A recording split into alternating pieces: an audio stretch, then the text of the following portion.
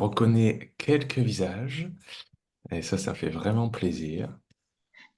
Déjà, merci beaucoup pour toutes celles et ceux qui ont utilisé la zone communautaire pour poser vos questions. On va fonctionner comme ça chaque semaine, donc ce sera vos questions qui seront posées par écrit que je prendrai en priorité, plus que euh, les interactions voilà, qu'on pourrait avoir durant cette heure de direct.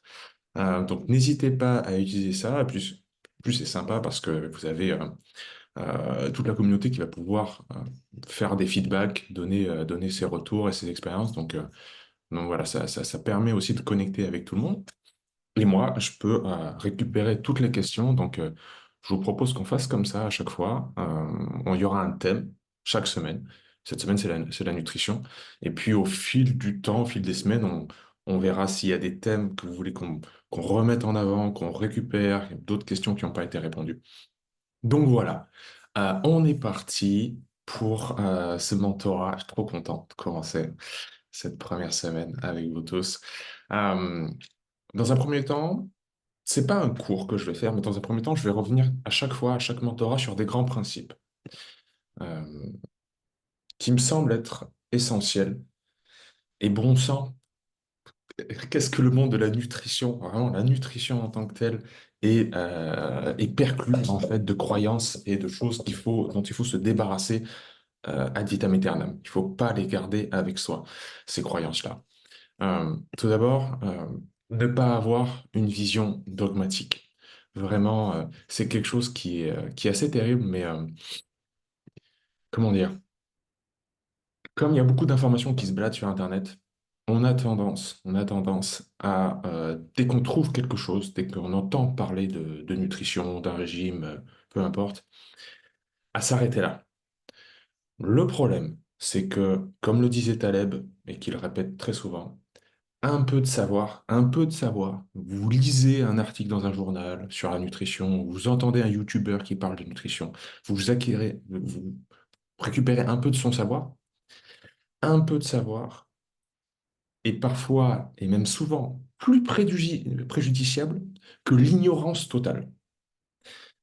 Ça, c'est assez terrible, mais euh, quelque part, quelqu'un qui est complètement ignorant de la nutrition et qui mange comme sa grand-mère lui a toujours appris des aliments bruts, etc., et qui ne se pose pas plus de questions, autant il va avoir beaucoup moins de santé, beaucoup moins de problèmes de santé que quelqu'un qui s'est un petit peu renseigné sur le sujet, qui a voilà, lu que le régime cétogène c'était bien, etc. Mais il commence à se poser des questions, il commence à s'inquiéter, et il nourrit en lui beaucoup d'angoisse en fait et d'anxiété vis-à-vis de la nutrition. Finalement, ça le dessert. Finalement, c'est plus préjudiciable de comprendre un petit peu quelques processus que l'ignorance totale. Mais c'est pour ça que je répète souvent qu'on ne peut pas se faire l'économie de la connaissance, qu'il faut se former complètement euh, à certaines notions, certaines disciplines, si on veut vraiment progresser. Et c'est pour ça que j'ai créé le centre de l'Hormèse, quoi. C'est-à-dire que, bon, soit vous faites un grand cursus et vous connaissez tout ce qu'il y a à connaître sur le système digestif, la nutrition, etc.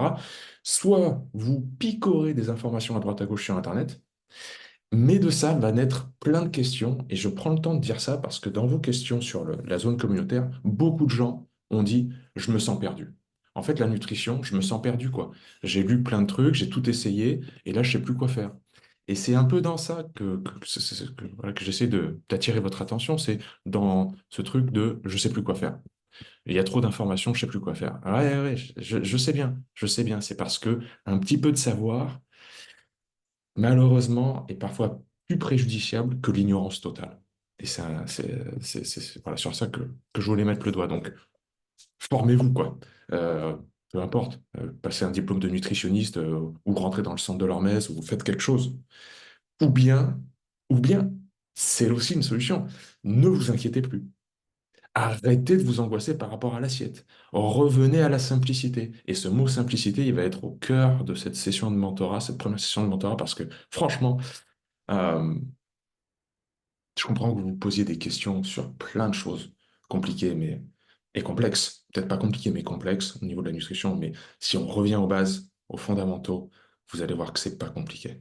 Hein, vraiment, c'est simple à mettre en place. Alors, donc, ça c'était pour, en préambule, vraiment vous mettre le doigt là-dessus. Euh, je voulais mettre le focus durant ce première session de mentorat avant de prendre vos questions sur le jeûne intermittent, la pratique du jeûne intermittent. Et vous allez voir que en fait de ça va découler aussi, peu importe quelle pratique vous voulez mettre en place, le régime cétogène, le régime carnivore, le régime vegan. Il y a un truc qui vous appelle en ce moment, mais vous n'êtes pas sûr. Eh bien, vous allez voir que ces mêmes conseils qu'on peut donner par rapport au jeûne intermittent, on va pouvoir les appliquer ailleurs. Donc, euh, pour moi, ce qui est très important par rapport au jeûne intermittent et par rapport à tout le reste, c'est de savoir s'évaluer soi-même. Ok. Évaluer son niveau de stress, évaluer son niveau indirectement de cortisol. Plus l'hormone du stress du cortisol va être haute, plus il va falloir aller doucement dans le fait de rajouter une pratique stressante, comme une pratique de l'hormèse, comme on dit, donc un bain froid, du sport intense, des techniques de respiration intense, du jeûne intermittent ou du jeûne long. Ok. Je vous dis ça parce que l'expérience que j'ai de thérapeute m'a fait ouvrir les yeux sur beaucoup de choses par rapport aux jeunes, où je voyais souvent des gens fatigués, proches du burn-out, en épuisement, qui pensaient que le jeûne allait leur faire du bien. Vous voyez. Mais on ne demande pas un système adaptatif encore plus d'adaptation s'il est déjà fatigué. Comprenez? On ne fouette pas un cheval qui est déjà fatigué. On fouette un cheval qui est en pleine forme parce qu'on sait que derrière le rebond, sa réaction va être bonne. Ok. Ça semble logique, mais pourtant, on a souvent la stratégie inverse. C'est-à-dire, je suis fatigué, et ben je vais faire encore une purge. Comme il y a une question par rapport aux purges à l'huile de ricin dans la zone communautaire. Ou bien je vais faire un jeûne, ou bien je vais faire un jeûne long. J'ai aucun problème avec le jeûne long. Mon grand ami Fabien Moine, il fait faire des jeûnes longs à tout un tas de personnes, mais s'il voit quelqu'un en épuisement chronique, il va lui dire, mais toi, je te fais pas jeûner. Je te fais pas jeûner. Non. Et la personne dit, si, si, je sens, c'est ce qui m'appelle, c'est ce qu'il me faut. Mais en fait, c'est parce qu'elle ne voit que cette case-là à jouer. Ok. Donc, d'abord, évaluez vos niveaux de stress. Pour ça, je vais donner, allez, 5 grands profils. Et peut-être que dans ces 5 grands profils, vous allez vous retrouver. Tout d'abord, si vous n'êtes pas stressé, pas spécialement stressé, ok? Toute la journée, c'est OK. Vous n'avez pas une angoisse qui vous prend au corps. Vous n'êtes pas anxieux par rapport à l'avenir. Vous vous définissez comme étant pas stressé. Vous avez un bon sommeil, etc. OK. Et vous êtes un homme. Pas stressé et vous êtes un homme. Pour moi, c'est OK de faire du jeûne intermittent. D'accord? Pas stressé, homme, jeûne intermittent. C'est OK si et seulement si ça correspond à votre objectif. C'est-à-dire, vous faites le jeûne intermittent, mais pourquoi? Si le pourquoi derrière et raccord. D'accord? On pourra parler d'entraînement, de prise de masse musculaire, tout ce que vous voulez par rapport aux sportifs, mais il y a des fois où c'est approprié, des fois où c'est pas approprié. OK? Mais pour moi, sur le papier, c'est OK. Profil numéro 2, vous n'êtes toujours pas stressé et vous êtes une femme. OK? Cette fois-ci, pas stressé, une femme. C'est OK, c'est OK, mais il faut calibrer chaque jour selon son ressenti. OK? Par rapport à la période du mois, par rapport aux menstruations, par rapport à votre âge, par rapport à tout ça, parce que les dames, vous avez un terrain qui est beaucoup plus sensible aux hormones de la faim. Et c'est normal, parce que vous avez, ou vous allez, ou c'est dans votre biologie interne, de porter la vie. Et si vous avez un bébé, si vous allez avoir un bébé, peu importe, c'est important que le corps, il soit très sensible à est-ce qu'on a suffisamment de réserves pour porter la vie ou non. OK. Donc, euh, si on est une dame, on doit être beaucoup plus à l'écoute au jour le jour et faire que chaque matin, ne pas décider la veille, dire ah, demain je ferai bien un jeûne intermittent. Ça ne marchera pas. Autant quand vous allez vous lever le lendemain, vous aurez envie de manger. Et bien là, on s'écoute et on mange. Ou autant le lendemain, vous n'avez vraiment pas faim du tout parce que les hormones ont fluctué pour X ou Y raison. Donc on s'écoute. OK. Donc voilà, profil numéro un ou profil numéro 2, vous n'êtes pas stressé, soit vous êtes un homme, soit vous êtes une femme. Profil numéro 3, vous êtes stressé. Vous êtes stressé, vous êtes trop stressé, il y a trop d'angoisse, le quotidien est stressant, par le boulot, par les enfants, par la famille, par X ou Y raison. Le sommeil, il est OK, mais c'est pas terrible non plus, ça pourrait être mieux. Vous n'avez pas une énergie linéaire sur la journée, il y a vraiment des coups de bambou, vous avez besoin de faire des siestes, etc. Vous vous considérez comme stressé. OK. Et vous êtes un homme. Là, il y a une suractivation. Souvent, c'est le cas. Vous n'arrivez pas à vous poser, vous avez toujours besoin de faire quelque chose. Souvent, c'est les profils qui s'endorment d'un coup. Vous savez, il y a une telle fatigue sous-jacente que dès que ça se pose sur le lit ou quoi, ça s'endort. Euh, Là, moi, je ne mettrai pas d'huile sur le feu. Encore une fois, le jeûne, il risque d'amplifier les niveaux de cortisol. Quand on jeûne, c'est une raréfaction de la nourriture. C'est pour le corps un stress. Donc pourquoi rajouter encore plus de stress? Donc là, si vous êtes ce profil-là qui, euh, en sous-jacent, a de la fatigue, et c'est souvent masqué par de la caféine, de la théine ou des excitants, moi je recommande de ne pas jeûner. Même si le petit déjeuner est très léger, mais on prend quelque chose. On, on ne jeûne pas si on est dans cette zone-là de potentiellement il y aurait dans le futur proche une espèce d'épuisement, voire de burn-out qui arrive. Donc, évidemment, c'est à calibrer. Mais pour ce troisième profil-là, stressé et masculin, je, je recommanderais de ne pas la jeûner, mais d'utiliser d'autres leviers, que ce soit la respiration, le mouvement, euh, tout le reste. Ok. Un peu plus d'introspection. Ceux du centre de l'Hormèse connaissent très bien, je sais qu'il y a Jalil qui s'est rejoint à nous là, mais connaissent très bien les neurosciences qu'on enseigne dans le grade 1 par rapport à, à l'introspection, à l'espace péripersonnel et l'espace extrapersonnel. L'espace extrapersonnel est beaucoup médié par la dopamine et ce genre de neuromodulateurs qui fait que on fait des plans, on va de l'avant, on pense à demain, on pense au boulot, etc. Mais ça peut, si on le suractive, épuiser un organisme, comme, encore une fois, abuser de la caféine, etc. Ben là, moi, je ferai plus un travail introspectif, j'essaierai de rééquilibrer comme le yin et le yang, je mettrai plus de yin et je regarderai plus à l'intérieur. Ok. Profil numéro 4, c'est comme le profil numéro 3, c'est-à-dire vous êtes stressé, mais vous êtes une femme. Ok.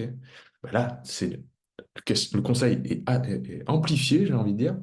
On ne jeûne pas. On prend un petit déjeuner, mais on ne jeûne pas. On prend un petit déjeuner, ce que j'aime, j'y reviendrai, c'est un petit déjeuner salé majoritairement. Ça ne veut pas dire qu'il y aura zéro glucide, mais salé majoritairement. Donc, des œufs, un petit repas, de l'avocat, quelque chose de dense. Vous allez voir que la simplicité et la densité, c'est au cœur de ma démarche, moi, quand je donne des conseils alimentaires, parce que ça règle à peu près tous les problèmes. Donc, on mange, et si vous voulez croquer un fruit aussi, pas de problème. Mais on ne fait pas un énorme petit déjeuner, mais on donne du carburant dans le corps pour que les niveaux de cortisol descendent. Si vous voulez réduire le stress, il n'y a rien de plus simple pour réduire le stress, donner du carburant au corps.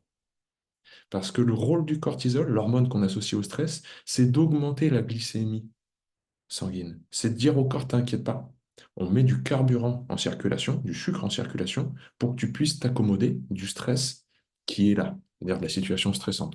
Qu'il faut fuir un animal, qu'il faut euh, sortir d'une situation stressante, peu importe, il faut qu'il y ait du carburant circulant. Ça, c'est le rôle du cortisol. Ok. À l'inverse, l'insuline, c'est l'hormone qui va faire stocker, donc qui va faire baisser la glycémie sanguine. D'accord? Donc, si on a des hauts niveaux de cortisol régulièrement, assez constamment, pour moi, le jeûne intermittent n'est pas forcément l'outil adapté. Ok. Surtout, encore une fois, si on est une dame. D'accord?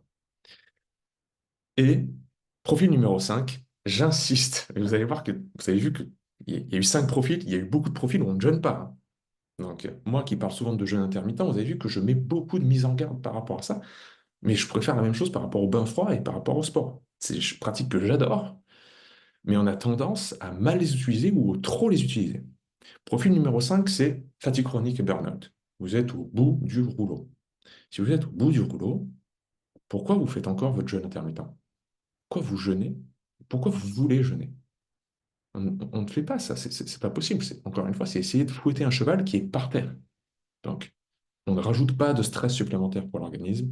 On mange légèrement, on fait du mouvement, on marche, on respire, on utilise toutes les techniques de l'hormèse. Ok. On utilise les liens sociaux aussi. On arrête un petit peu de se regarder le nombril parce qu'il y a beaucoup, beaucoup d'introspection. Pour revenir à ce que j'ai dit tout à l'heure, il y a beaucoup d'espace péripersonnel où on se regarde de l'intérieur dans le monde du développement personnel et dans ces pratiques-là. Donc, on essaye au contraire d'augmenter la qualité des liens sociaux et le nombre des liens sociaux, les interactions avec les autres.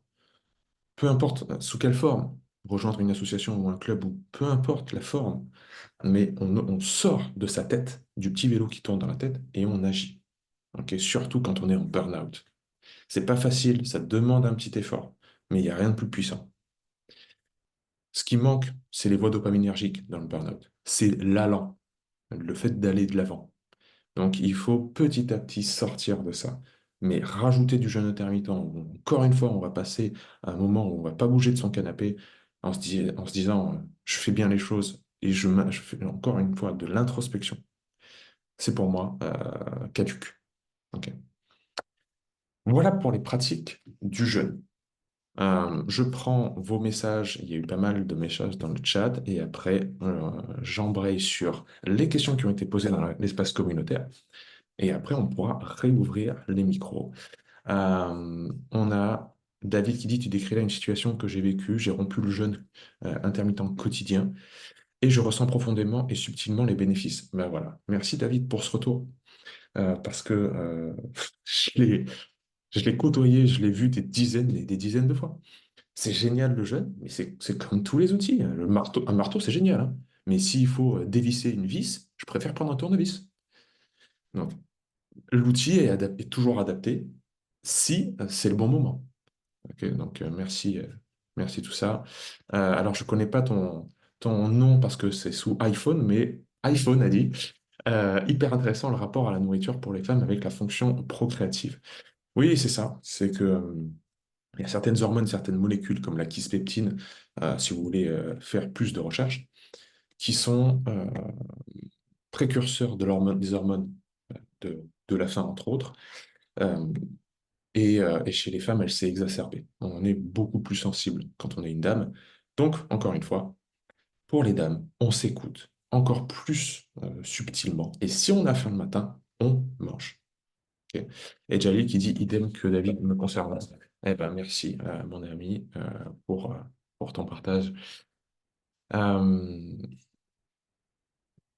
Et Maya qui nous dit merci de rappeler la sortie du dogme. J'étais complètement perdu avec tout ce que je lisais et ça m'a augmenté les troubles du comportement alimentaire que j'avais.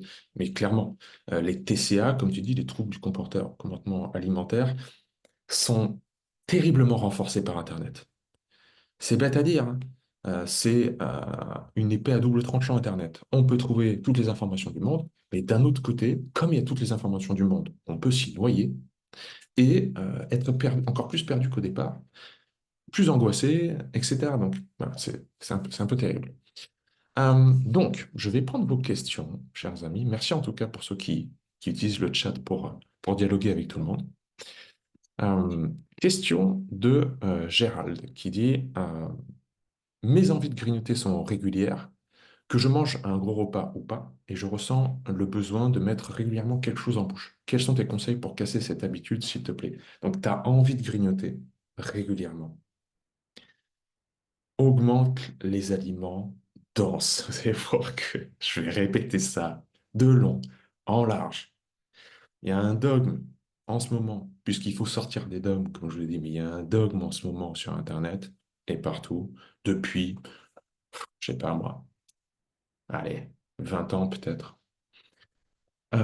où manger sainement, si par exemple vous êtes à la caisse du supermarché et vous regardez, vous savez, les journaux, les magazines qu'on essaie de nous vendre à la fin, là, il y a toujours des trucs sur les recettes de cuisine. Et à chaque fois qu'il y a un truc qui s'appelle recette saine, bonne pour la santé, etc., vous avez forcément des légumes en couverture. Forcément, c'est une salade. Mais pourquoi on a diabolisé les autres produits? Pourquoi on a diabolisé les œufs, la viande et le poisson? C'est- Je comprends pas.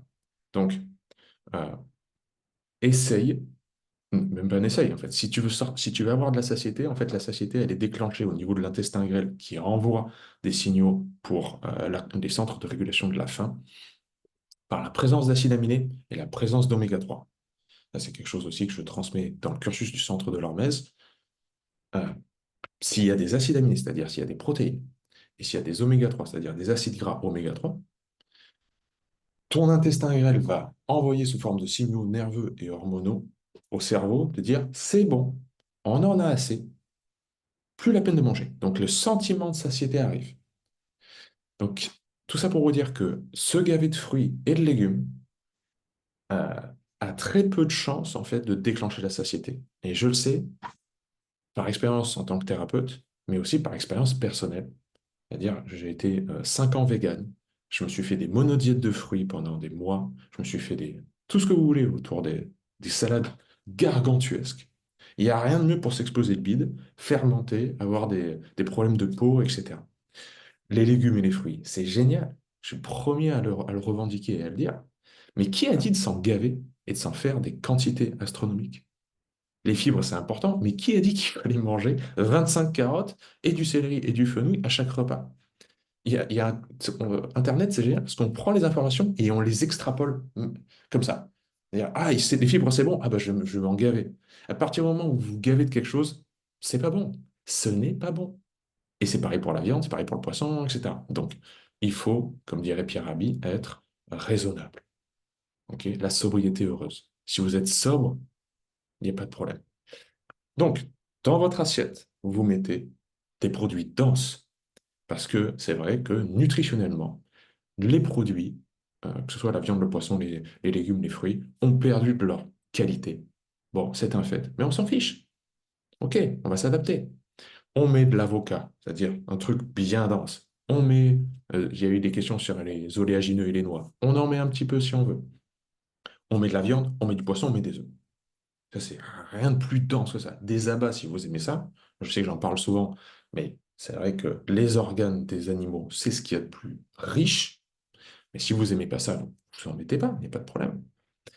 Et on met tout ce qui est aqueux et riche en fibres en accompagnement. Et vous savez à quoi ça va ressembler? Ça va ressembler à une assiette classique de la gastronomie française. C'est aussi bête que ça, mais vous allez au restaurant, vous prenez un plat principal, c'est un poisson avec quelques légumes autour. Basta. Est-ce qu'il faudrait être plus complexe que ça? Je pense pas. Donc, si tu as envie de grignoter, c'est que tu ne nourris pas ton corps suffisamment en acides gras, oméga 3 et ou en protéines. OK? Point barre. Parce que le sucre appelle le sucre. Les glucides qui sont dans les fruits et dans les légumes n'appellent qu'une seule chose, c'est plus de sucre. Et je prends ta suite de ta question, Gérald. Ma compagne, adepte d'Irène Grosjean, fait beaucoup de purges au ricin avant de commencer un jeûne. Je n'y vois pas l'intérêt. Je trouve que ça fatigue trop le corps. Qu'en penses-tu, s'il te plaît? Je ne suis vraiment pas persuadé que ce soit bon pour la santé. Moi, Irène, paix à son âme, elle habitait à Graveson. C'est à 10 km de chez moi. 10 km de chez ma maman, 10 km de là où je tenais mon cabinet de naturopathie avant. Je récupérais beaucoup de gens de chez Irène. Elle a aidé énormément de personnes. Mais on ne voit, ça c'est le biais du survivant de Nassim Nicolas Taleb, dont je parle souvent dans le centre de l'Hormèse. Le biais du survivant, c'est qu'on porte en exergue que les survivants et les gagnants. Et tous ceux qui ont perdu, alors, on ne les voit pas. Ben, moi, je récupérais tous ceux qui ont perdu des jus de légumes et du crudivorisme, etc. Et je peux vous dire que j'en avais beaucoup, beaucoup. Donc, je ne fais pas de purge parce que faire un balayage comme ça du système intestinal avec toute l'importance du biotope, je trouve ça très puissant, très invasif et c'est pas mon truc. Je préfère passer par des choses beaucoup plus simples, c'est-à-dire revenir à la simplicité et à la densité. Ok. Euh, et je te rejoins, Gérald. Si en plus tu as déjà de la fatigue, tu vas demander un effort terrible pour le corps. C'est comme, vous savez, un vomissement. Un vomissement, c'est une épreuve pour le corps. Et là, on fait une purge. Bon, c'est dans l'autre sens. Bon appétit. On fait une purge. C'est violent. OK? Bon, eh ben, il faut être sûr que la personne a la capacité nerveuse, hormonale, l'énergie pour s'accommoder d'une épreuve comme ça. Ouais, j'ai plutôt tendance, moi, à accompagner des gens qui sont généralement fatigués. Hein. Si on regarde autour de nous, qui respire la pleine santé et la pleine vitalité? Pas grand monde. Pas grand monde. C'est souvent la fatigue qui est sous-jacente. Moi, j'irais moins sur des pratiques aussi demandeuses. Sandrine, bah, voilà. Sandrine, tu me posais la même question sur les nettoyages à l'huile de ricin pour le foie, qui moi aussi me fatigue beaucoup. Bah, Sandrine, si ça te fatigue beaucoup, ne le fais pas. Ne le fais pas. On a beaucoup plus besoin de repos, de reprendre de l'énergie, etc. de nos jours, parce qu'on a des quotidiens stressants, que l'environnement est stressant, etc., plutôt que de se faire encore des épreuves de la sorte. Euh, Herman, que recommandes-tu en cas de difficulté à digérer les graisses? Qui dit selles flottantes, collantes à la paroi quand elles sont trop molles. Soutenir le foie avec la phyto n'a pas été suffisant. Le jeûne sec est très réparateur, mais les problèmes reviennent au galop. Euh, Pareillement, quelle graisse tu manges? En quelle quantité? Mélangé à quels aliments? Et tout ça doit te faire venir à la conclusion suivante, à la question suivante. Es-tu sûr que ce sont les graisses qui causent les selles molles? C'est ça qui est important à voir. C'est pas parce que les graisses sont, les selles vous paraissent, euh, comment dire, collantes, etc., que forcément le démon se cache dans le fait que vous avez mangé des lipides. Ok. Trop d'huile, trop de lipides, etc. C'est peut-être que vous avez mélangé plein de choses différemment, que vous avez mangé trop de fibres, encore une fois, que dans votre alimentation, il y a des choses pour lesquelles vous avez euh, des intolérances. Les intolérances, c'est souvent du côté végétal que ça se cache. Ça peut être les œufs, hein, ça peut être autre chose, mais c'est souvent les antinutriments qui sont dans les plantes qui posent problème. Donc, pour moi, qui me dit que ce sont les graisses qu'il faut remettre en question? Et vraiment, encore une fois, quelle graisse? Oméga 3, oméga 6, graisse de coco, huile d'olive, graisse qui a été cuite, chauffée. On ne fait pas chauffer les graisses, sauf celles qui sont saturées, parce qu'elles sont plus résistantes à la chaleur, comme la graisse de coco, et l'huile d'olive, mais doucement. Mais tout ce qui est huile chauffée, on évite. Ça, c'est du poison. Ça transforme, encore une fois, les élèves du centre de l'Hormèse le savent, ça transforme les graisses 6 en graisses trans. Ça devient du poison pour l'organisme. OK? Donc là, voilà. Quelle graisse, en quelle quantité, et est-ce que tu es sûr que c'est bien ça? Euh, Ensuite, il dit garder des habitudes saines sur le long terme, c'est difficile, notamment à cause de difficultés à sentir la satiété quand il n'y a pas de céréales et de touches sucrées. La prochaine étape est d'essayer des steaks hachés féroces, bon, on en reparlera, pour augmenter la densité et observer ce que cela donne, tout en restant sur une quantité raisonnable de 2 maximum par semaine. Mais voyez un peu comment on s'est fait matrixer par Internet. C'est OK de se gaver de, de fruits et de légumes et d'en manger à l'infini. Par contre, à les steaks hachés, il ne faut pas en manger plus de 2 par semaine. Ah non, ben non, là, ça va être trop. Mais pourquoi ça va être trop? Pourquoi tu ne pourrais pas en manger 14 par semaine? Pourquoi tu n'aurais pas un steak haché à chaque repas? Si tu manges un steak haché à chaque repas et que tu as 2 repas par jour, ça t'en fait 14 par semaine. Pourquoi c'est plus malsain ça que de manger des fruits à chaque repas? Manger des fruits et des légumes à chaque repas, c'est OK. Ah waouh, ah, cette personne-là, elle mange bien, etc. Ouais, mais elle a tous les problèmes de digestion de la planète. Elle a les problèmes de peau, elle a les problèmes de satiété et elle a le ventre qui ballonne. Par contre, ah non, non, mais je ne vais pas manger plus de 2 steaks par semaine. Voilà. Pour moi, le démon se cache là. Ok. Tu nous dis que tu n'arrives pas à garder des habitudes saines sur le long terme et que tu n'as pas de satiété et que tu ne peux pas te manger 2 steaks hachés, plus de 2 steaks hachés par semaine. Et bien voilà le problème. Si tu manges de la densité, viande, poisson, œufs, avocat, tout ce que vous voulez, tu règnes végétal comme animal, tu vas augmenter la quantité d'acides aminés et d'oméga 3 et d'acides gras. Tu vas avoir beaucoup plus de satiété. Mais si tu restes avec ce dogme de il faut pas manger plus de 2 steaks par semaine, mais évidemment, tu vas te gaver de végétaux, tu n'auras pas la satiété et tu auras toujours des fluctuations de sensation de faim, etc. Donc il faut vraiment sortir de cette matrice, là, c'est-à-dire les produits animaux, c'est le démon. C'est diabolique. Il faut surtout en manger une ou deux fois par semaine, et c'est tout. C'est- Où est-ce qu'on sort? D'où est venu ce dogme, en fait? Hein. Pas de dogme, les amis. Pas de dogme. OK? On mange de tout.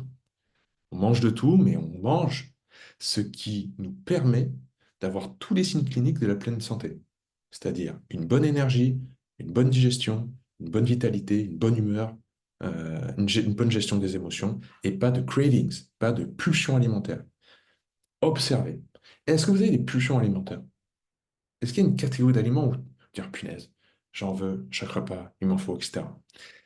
Si c'est ça, si vous avez des grosses pulsions alimentaires durant la journée, dites-vous que vous faites mal les choses. Il y a quelque chose à changer. Pour moi, quelqu'un qui a trouvé un bon régime alimentaire, qui lui va, il a de l'énergie, il digère bien, il n'a pas de pulsion alimentaire. D'accord? Il faut changer quelque chose.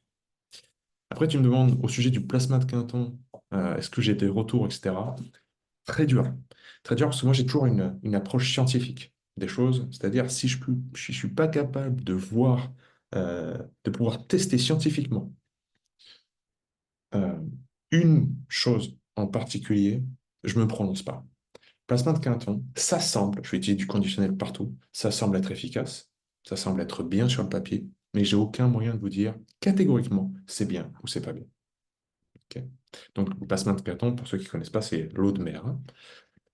Euh, Damien, quels sont pour toi les avantages et limites d'un régime carnivore strict? Donc, manger que des produits animaux. Les limites, pour moi, c'est l'appétence, la monotonie, la capacité digestive du corps, et ça, vous pouvez l'appliquer à tous les régimes exclusifs, c'est-à-dire les régimes qui excluent certaines catégories d'aliments. Prenez le régime cétogène, on mange surtout des aliments gras, voilà, les lipides, quoi. Prenez le régime vegan, où on enlève tous les produits animaux. Prenez le régime carnivore, on enlève tous les produits végétaux. Ces régimes exclusifs que j'ai, encore une fois, j'ai tout testé. Hein, j'ai fait tout tester à mes clients et mes clients ont tout testé. Donc, je vous donne des retours d'expérience comme ça, brut. Euh, pour moi, le gros problème, c'est que sur la longueur, ça crée souvent ce genre les pulsions alimentaires dont je vous parlais tout à l'heure, les cravings. C'est-à-dire que tout d'un coup, là, ça se passe bien. Ça se passe bien, puis le corps réagit bien. Ok, il y a des bons côtés, les inflammations diminuent, la personne perd du poids, etc. Et petit à petit se déclenchent des autres troubles du comportement alimentaire, c'est-à-dire elle ne, elle en a marre, elle veut manger autre chose, ou elle se gave, elle n'ose pas se l'avouer, mais tout d'un coup elle augmente au fur et à mesure les quantités et elle commence à se gaver de ce qui est autorisé, c'est-à-dire si elle est végane, elle commence à se gaver de fruits, si elle est dans le régime cétogène, elle commence à manger 3 avocats par repas et beaucoup de noix, etc., etc.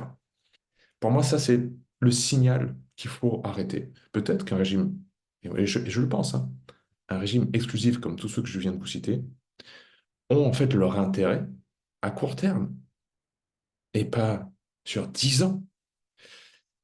Moi, je pense ça, hein, très sincèrement. Les monodiètes, les trucs un peu bruts comme ça.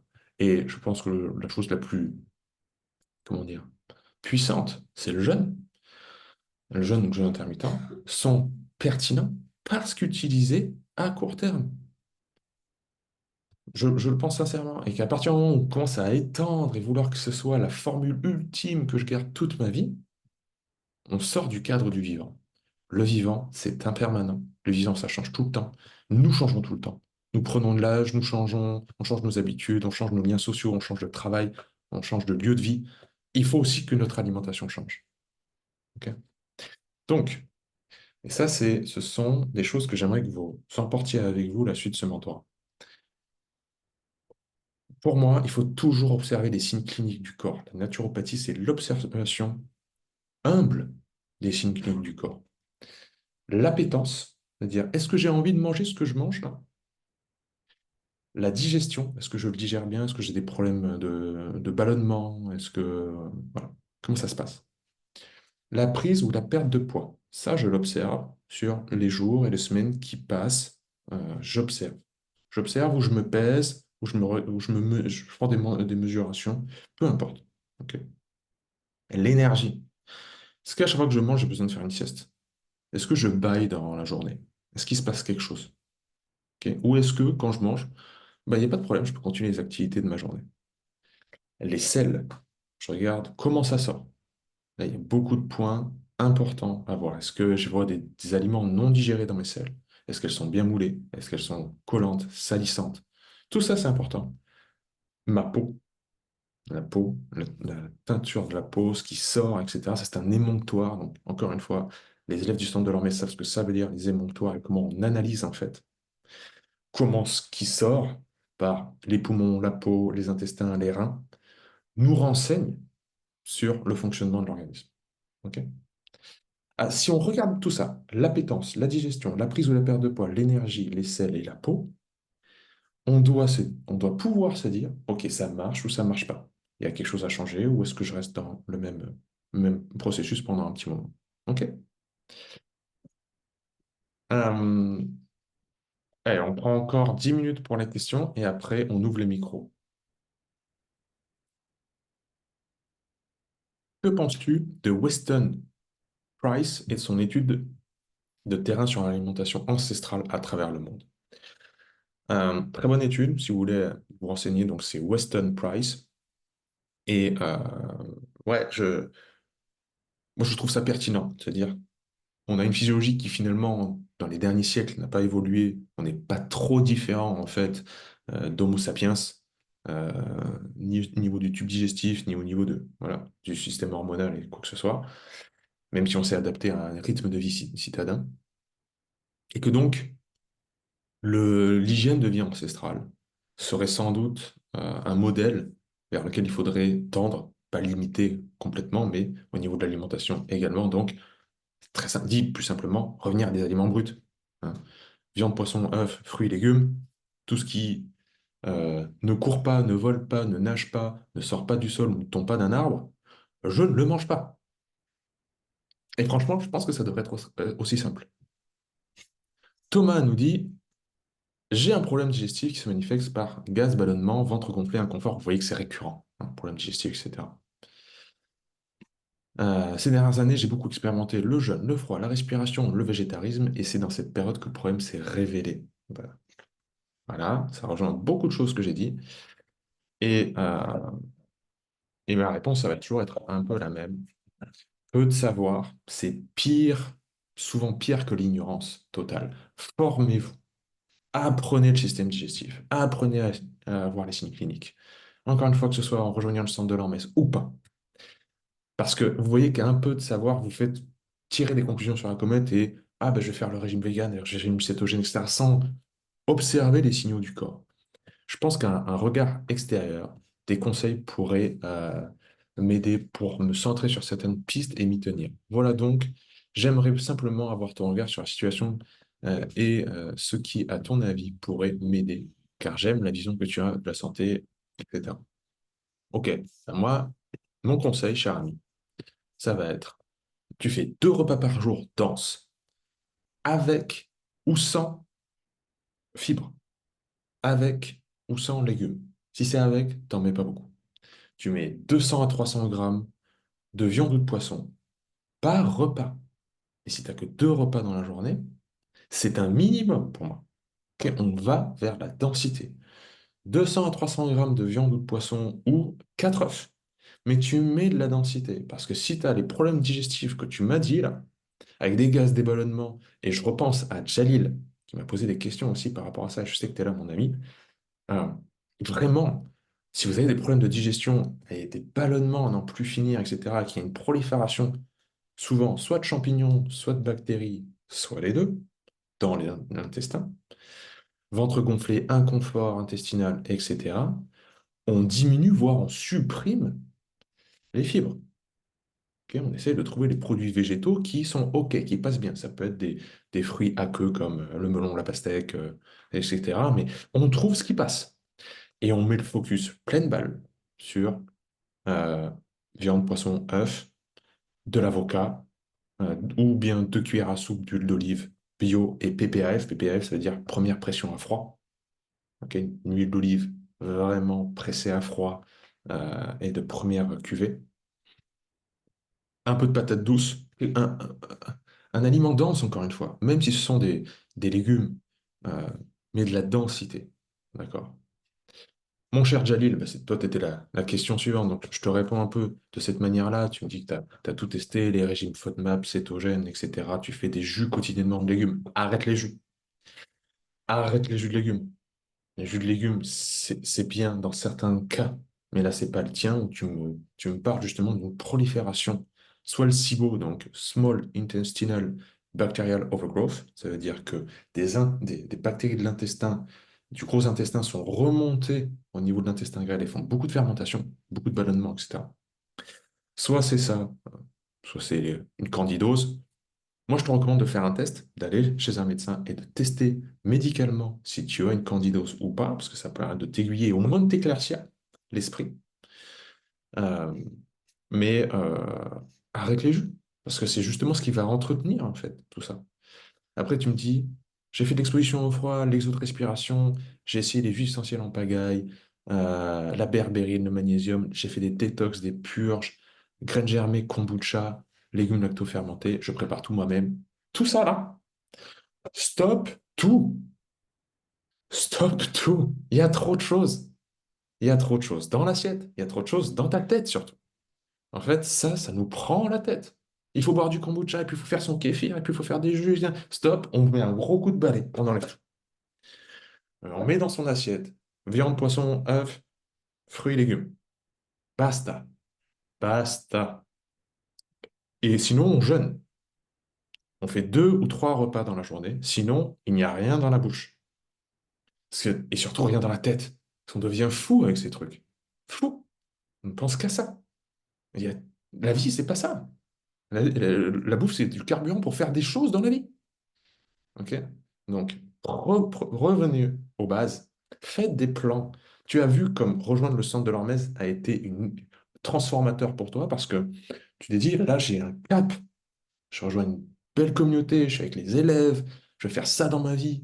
Et ça, c'est beaucoup plus épanouissant, en fait, que de continuer à regarder de l'intérieur, faire des jus de légumes et se dire, est-ce que je vais bien, etc. Cette introspection-là, elle est nécessaire pour les gens de nos jours qui sont pris dans la matrice. Dans le boulot, les enfants, l'argent, les soucis, la guerre en Ukraine, en ceci, cela. Ils sont pris complètement dans l'extéroception.